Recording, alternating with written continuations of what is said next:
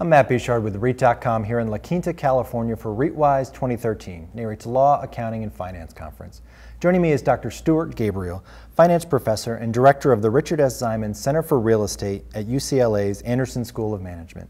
What do you think is the future role of Freddie Mac, Fannie Mae, and the Federal Reserve in the single-family and multifamily mortgage system, and what's that mean for mortgage REITs? The government's used them in conservatorship to help stabilize the housing market, and in particular the Federal Reserve buying the mortgage-backed securities of Fannie Mae and Freddie Mac. The unfortunate element here is that there are pretty divergent views of what might be the future of our housing finance system coming out of Congress, or at least the Republican side of Congress and the White House. And the views are sufficiently divergent that the topic's no longer being discussed. So literally in the course of the last 6 to 9 months, we've heard almost no mention of housing or housing finance amongst the domestic priorities in the second term of the Obama administration. It just doesn't come up. And so we have little bits and pieces of policy that are made piecemeal. For example, the director of the Federal Housing Finance Agency recently decided to create a back office of operations that would be shared by both Fannie and Freddie as a way of beginning to kind of clip their wings and their base of operations so as to make room for the resurgence of private securitization. But so far, over the last 5 or 6 years, there's been absolutely no private securitization whatsoever.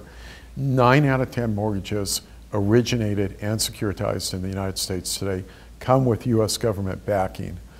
There's a new qualifying mortgage that's being introduced that will be securitized by Fannie and Freddie. The question is there any room for any mortgage instrument beyond this qualified mortgage? And if there isn't, then there's no room for, or little room for, mortgage REITs.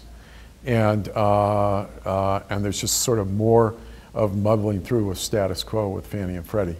I'd say the expectation amongst people that I know who work at Fannie and Freddie is that this is a very slow-moving train. And how will the CMBS market look different going forward than it did before the crisis? And how is that going to affect the availability of capital for real estate investors on both the public and the private side? The main difference with CMBS pre and post is that it's going to be underwritten more stringently post.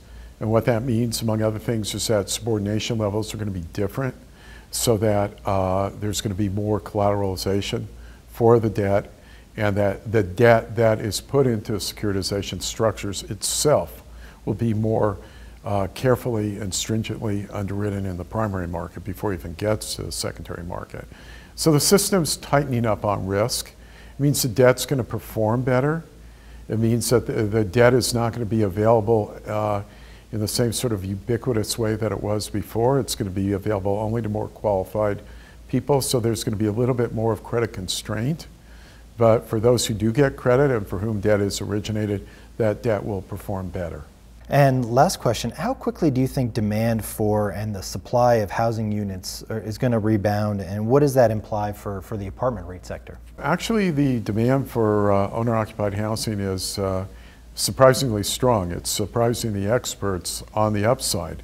And it seems like finally all the medicine that's been administered by the Federal Reserve in terms of driving interest rates down and driving affordability up, and this wonderful confluence of low prices and low interest rates is pulling a lot of interest back into the market.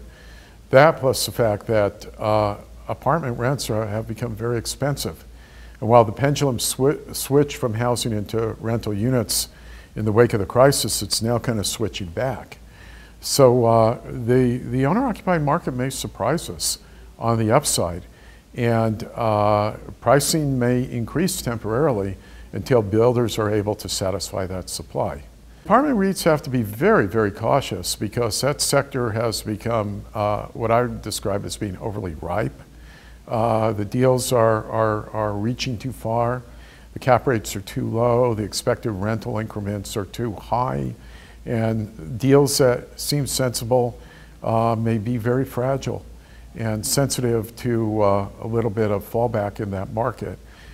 This is not a market where I would run to place a lot of money at this point in time. I think those who were to the game first will do well, but at this point in time, I would urge those in the apartment REIT sector to exercise very significant caution with respect to acquisitions. For more on this and other REIT news and analysis, be sure to visit REIT.com.